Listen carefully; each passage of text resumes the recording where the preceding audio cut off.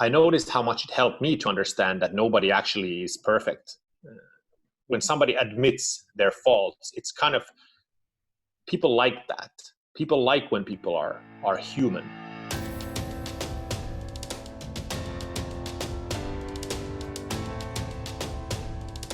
Well, I'm the founder of a startup blog in Finnish, License to Fail, and also I'm a speaker. As a motivational speaker, I tell stories from my own life, from experience. I talk about how to overcome adversities, bouncing back from burnout to the problems of meaning that we have in the modern work life. In addition to that, I help startups with understanding pitching, fundraising, and teaching them the basics of running companies.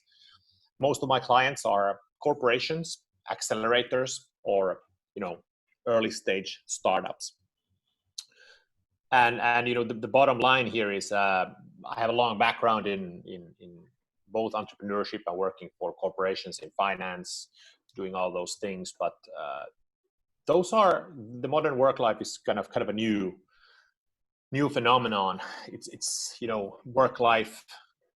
I don't know when did it start in its current format. I don't know, after the 50s, the 60s, when the corporations, and especially in the West, when the companies started putting the actual industrial stuff into Asia or other countries, and we turned into this white collar societies, and it's in constant change all the time. So within that kind of crazy move from into urban societies, we also have undergone huge structural changes with social media and internet, etc. So it's just like an insane pace of progress in just 50 years. And my point is this: regardless of culture, regardless of time, regardless of where you are in the world, the most common questions, you could take a time machine and go back 2,000 years. The common questions that people actually asked back in those days were exactly the same what people ask today. How can I be happy? Am I good enough? What happens if I fail? What should I do with my life? And those questions are universal. They are asked by everyone who lives. So, which boils down to my philosophy in life. I've done a lot of things, but since they are universal, that means they will always be valid. We will always have these questions. And instead of focusing on how to sell more, how to do this, how to market your company better, and all that stuff, my focus is actually on those questions of meaning and living life, finding meaning, finding purpose, and all that. Those are the questions that I want to dig down in. So you don't get the marketing stuff from me, even if I share it to some startups. I want to tackle some more deeper and more complex issues, because I've been struggling with those things quite a lot myself, and I've done quite a lot of things myself. So I don't have the answers to those questions, but I do think about them a lot, and I have done quite a lot of things in my life. So if I can, through sharing my thoughts on this matter, which I do in my speaker gigs and etc., if I can help even one person in the world to feel less lonely, I consider it being a smashing success. The business is for people. So if we just focus on the surface, like you said, the marketing, how to do more sales, but forget about the deeper level, what values that we really creating or trying Exactly. to offer. So I think that's very good point and very good questions to focus on. So nice to have you here, and hopefully we understand a little bit more about those questions after this interview.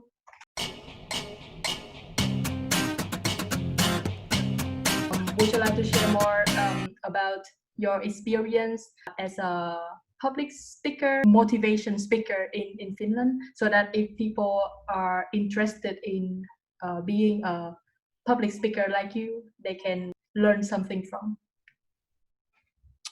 Yeah, I mean, for those who are not familiar with the story, is that I used to be this straight A student, went to one of the world's best business schools in it's on place number 17 in the world. It's Stockholm School of Economics.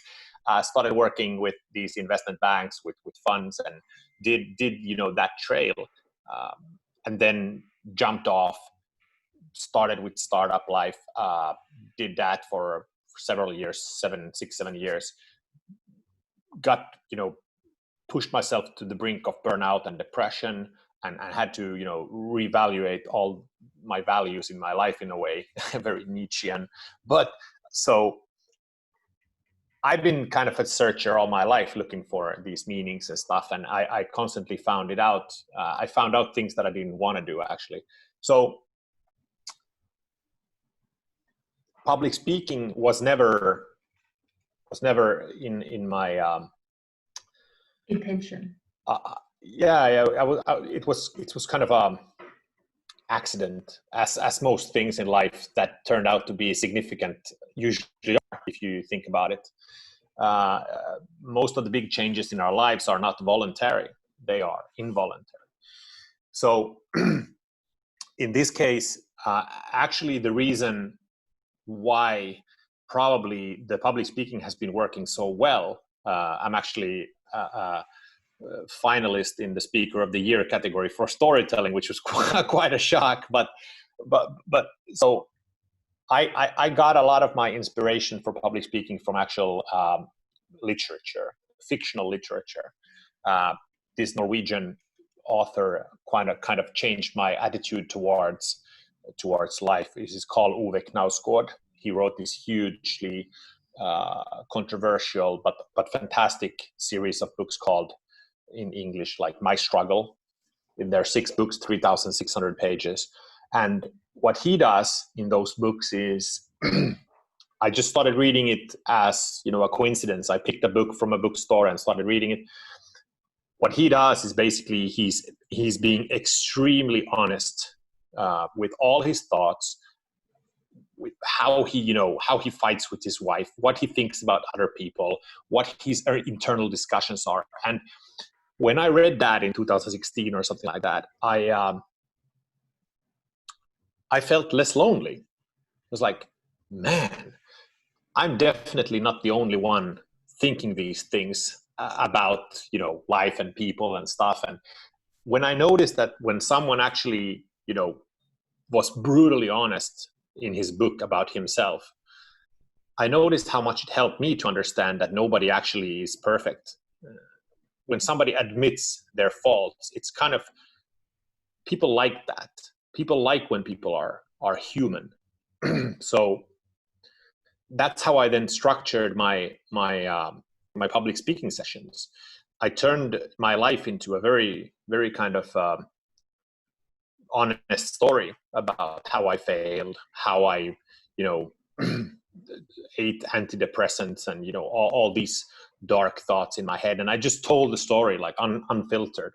And obviously it was very, very popular because of the feedback I got, and became a finalist with these 2 Finnish quite popular Arman Alizadeh, hugely famous here.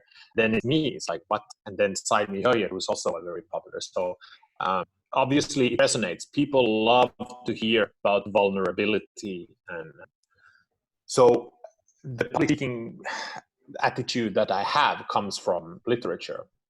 So yeah, I think I digressed a bit, but yeah. Hey, but it was a really good point when you mentioned about vulnerability. I feel like you really be honest when do your public speaking. You say it from your heart, and the authenticity of you I would say could be the key factor for success as a motivation speaker. Yeah. Authenticity. Yeah, I think so.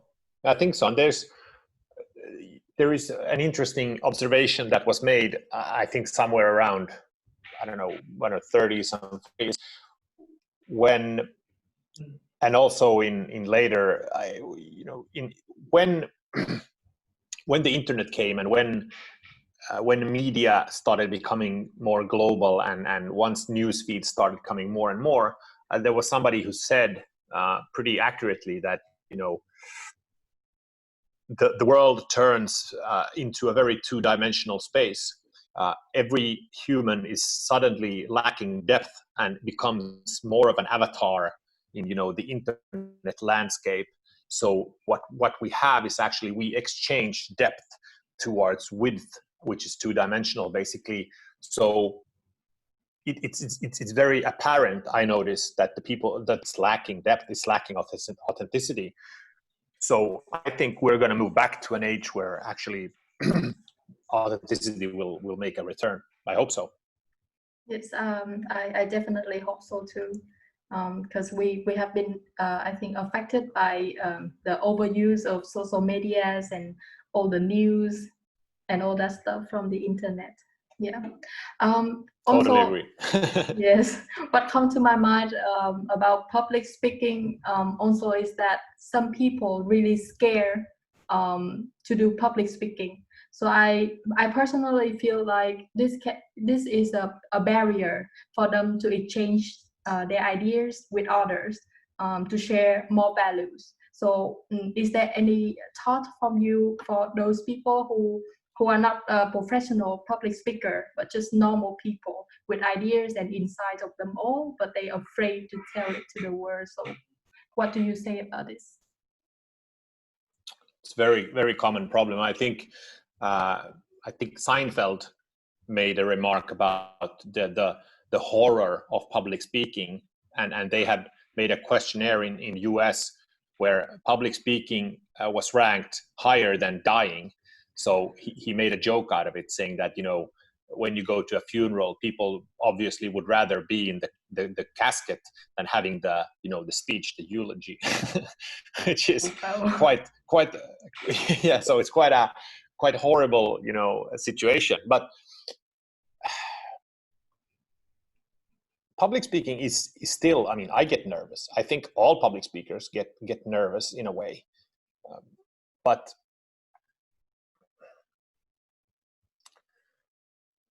if you think about it, if you see someone on, I think everyone has seen someone on stage shaking, nervous, obviously extremely uncomfortable. What happens to us when that happens? We become extremely empathetic. We actually don't judge those people at all. We tend to sympathize and empathize with them and actually admire them for the courage. Very few people actually gloat or abuse people who actually take that step up to stage, and you can see the discomfort. Very, very few. You have to be almost a psycho to start judging someone for that. So with that in mind, if you feel that it's horrible, I mean, as with everything, you should face your fears, but try to remember that when you've seen people suffer on stage, it's actually quite sympathetic. Yeah.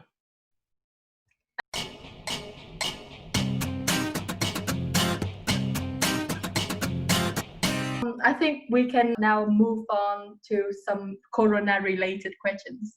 So, All right. so Tomi, please tell us anything that we can know about how coronavirus affected you as an entrepreneur and as a person in Finland.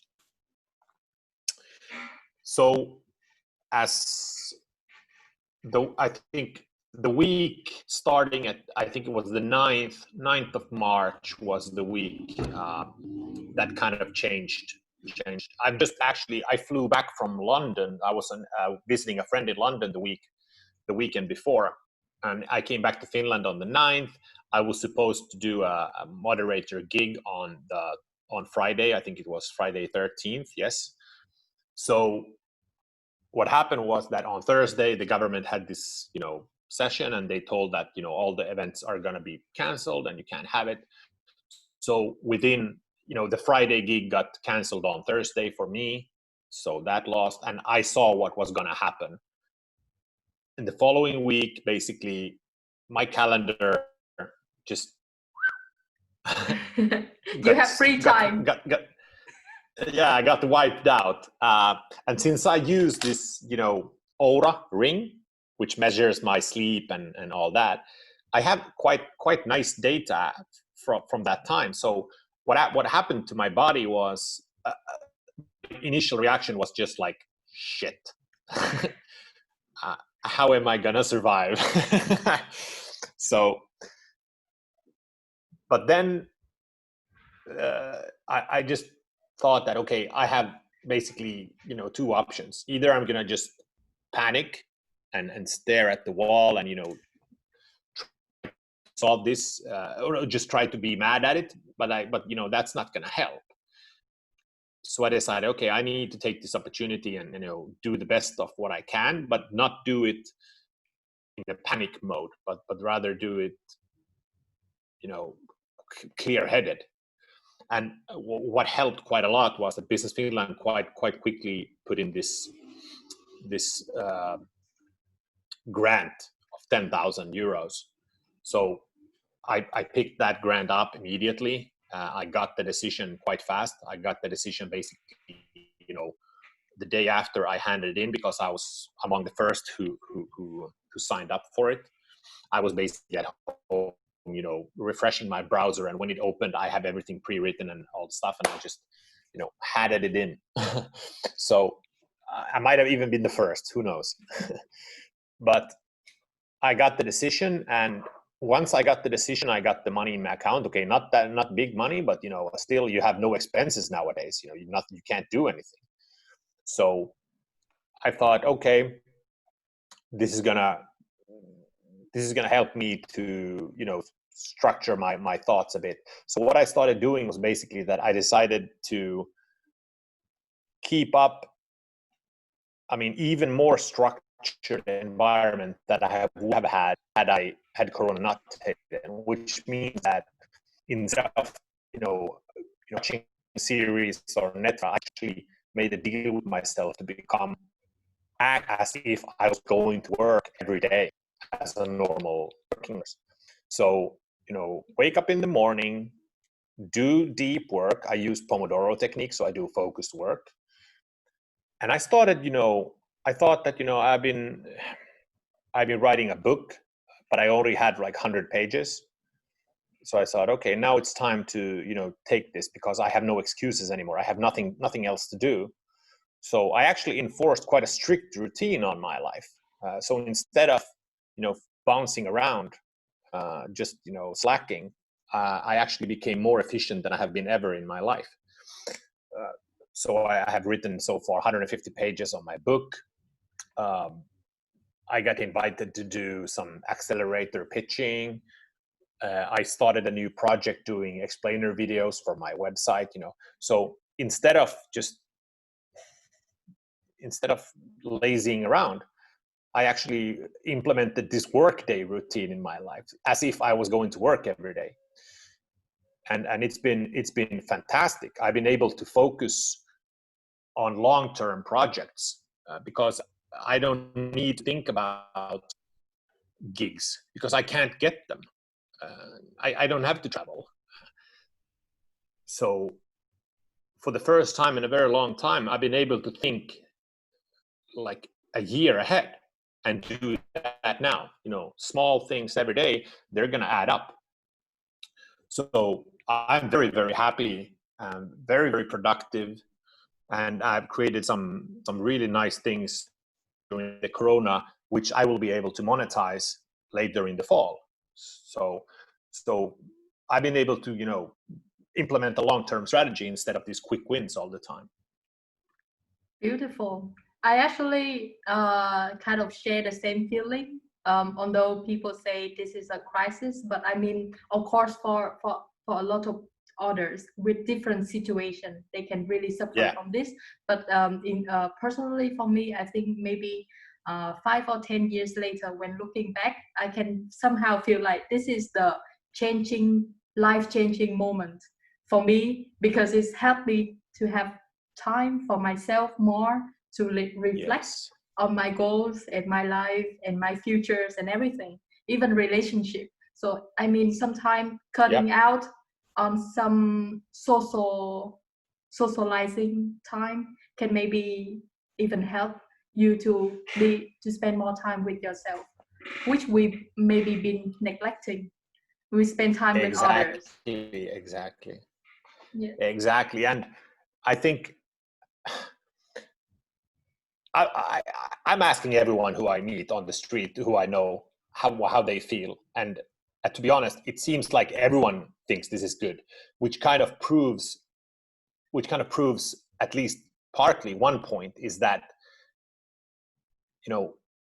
well, two things I would say.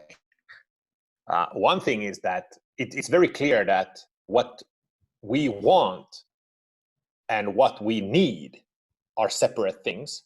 That's pretty obvious.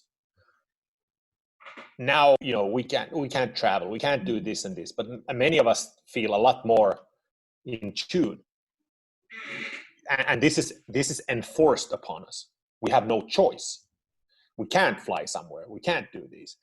And a lot of people feel this deep calm, which just proves that, what your mind does or what you want to do is separated from what you really should do or what you need. So that's one thing. And this ties into the next thing, which is something that people find quite confusing, maybe, is that people seem to equate happiness and freedom.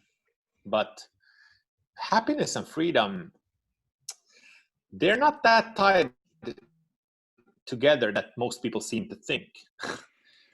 Actually, freedom to do endless possibilities actually make us feel worse and unhappy.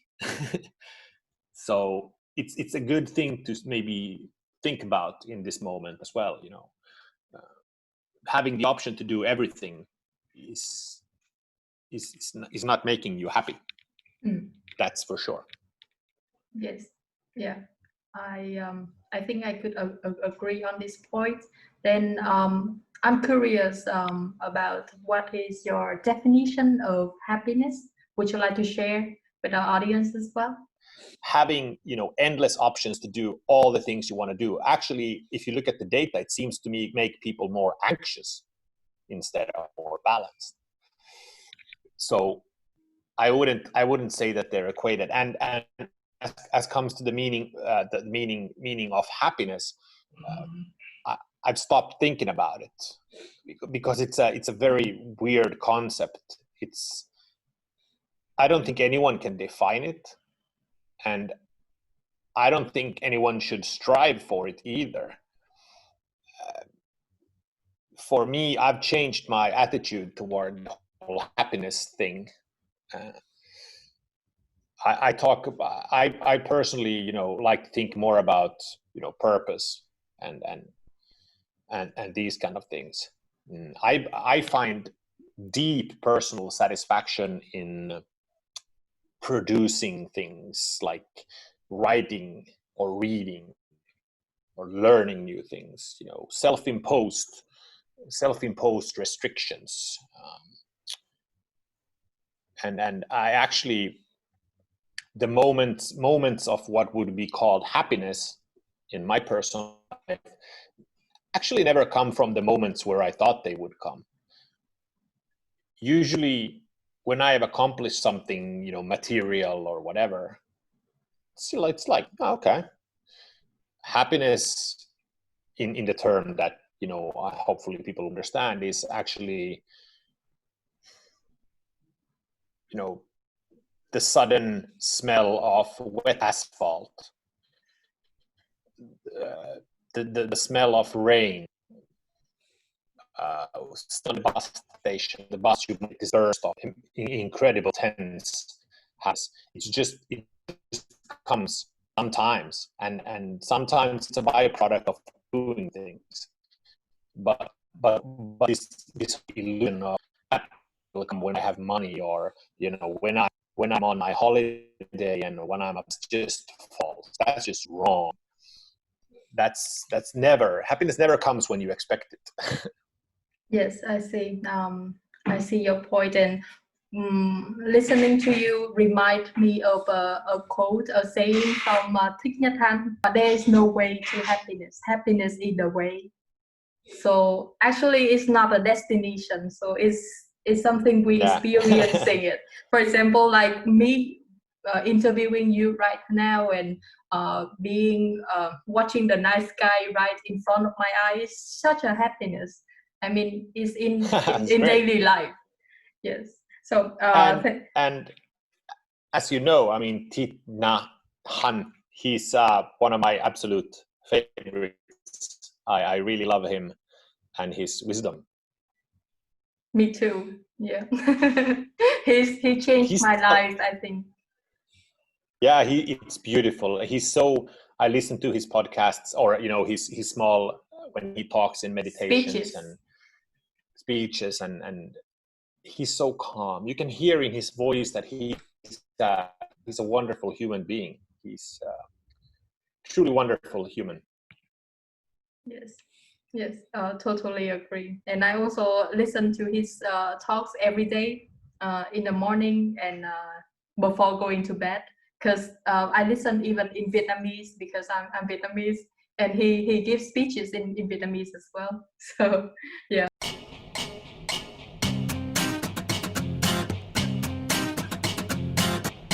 Is there any final thought that you would like to share to people, especially for those who are suffering from this crisis and uncertainty time?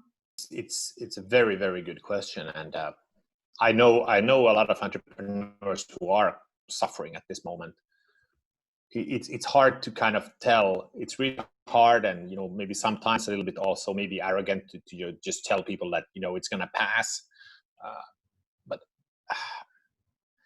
it's it's probably still one of the best things you could say. I hope, because it's gonna pass, and Yeah. it's gonna get better. Yes, and as it's happened to you in the very beginning, Yeah, somehow you managed to stay focused. And if you wasn't calm and fill out your application and prepare everything in advance, maybe things wouldn't go so smoothly. So exactly. how could you stay like alert enough to make right decision, even though you are panicking or you are really worried? Is there anything that we can do in order to stay calmer? If I hadn't restrained myself to deep work and structured life, I would probably have started thinking too much about all the problems. So I put myself in a prison in a way, not to kind of fall into the trap of just panicking. So when I said I'm going to do 10 pomodoros a day, and then I said I'm going to do this, and once I noticed the amount of output I get, the stuff I get, you get a little bit of hope, and what to do. And if you look at people now who actually have issues, I hope at least that people understand that other people are suffering. So I think that you should not be afraid to reach out, because people will sympathize, especially entrepreneurs will sympathize with other entrepreneurs. And they might try to give you some deals, try to help you financially in some way by buying your services. I don't know, but it's the same thing with all the startup atmosphere. You shouldn't be afraid to ask. I think that's a good tip advice. Sometimes people can be like shy or afraid, or they think that this is their business and they need to tackle it all alone. But we all suffer. Yeah, I mean, we all affected by this together. So let's unite it exactly. and reach out when you need help, and together we can go through this tough time. Yes. Agreed. Yes. So I think we have covered almost everything. Thank you very much for your time once again. Thank you. Thank you. Yes.